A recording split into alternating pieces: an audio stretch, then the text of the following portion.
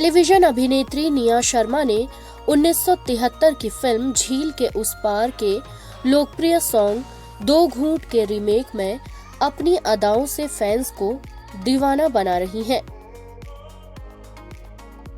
मंगलवार को निया ने अपने म्यूजिक वीडियो के लॉन्च इवेंट में शिरकत की।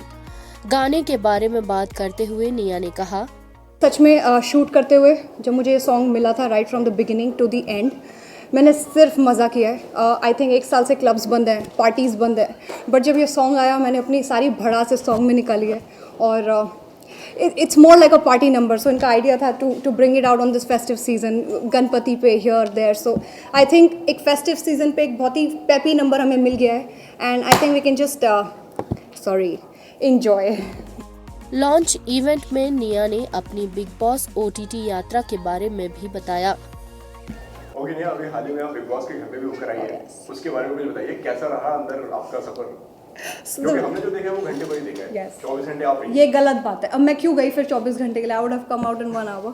सो from the minute I entered, I think it started, my entry also started with दो घूट मुझे भी, which was so sweet of them to have promoted the song.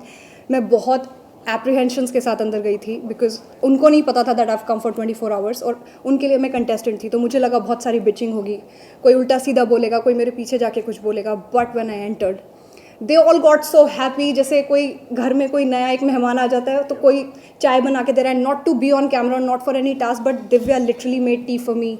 सब मेरे साथ आके ऐसे बैठ के, जैसे घर की दादी नहीं आती जैसे, तो पूरे बच्चे आके बैठ जाते हैं। सो द एंटायर माहौल change and all my apprehensions change. Milind Gaba is such a talent. वो वहाँ on the spot they had a task, Nia का राज, तो जो मैं जिससे भी इम्प्रेस होती, so they I had to give them coins. So to impress me, Gaba ने ऑन द स्पॉट रैप्स बनाए, so that showed how intense and how talented he was. Everybody, Neha Bhasin, they just all went berserk. Shamita की वो side हमने आज तक नहीं देखी थी. She always appeared as snobbish or anything, but she had such a funny and a wild side altogether. So मैंने जब मैं उस घर में गई, I think मैंने उन सबकी एक बहुत different side देखी and they all just, and Rakesh for that matter, he also felt very nice because he could open up. जो बेचारे उसको बोलने नहीं देते थे और he wouldn't speak, otherwise it was just that he could speak, you know. So Big Boss experience बहुत fun था. मैं इतना लेकर नहीं गई थी एक्सपेक्टेशन। प्रतियोगियों के बारे में बात करते हुए निया कहती हैं, कंटेस्टेंट के साथ में टाइम स्पेंड करके आप आई हैं, क्या लगता है कौन से जा रहे हैं?